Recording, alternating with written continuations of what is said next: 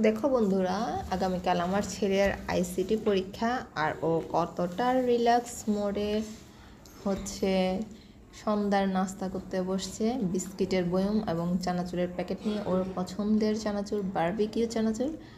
ও একবার খাইছে, খেয়ে শেষ করছে এবং এমনভাবে শেষ করছে চেটে পুটে খাওয়ার পরে আবার নিচ্ছে।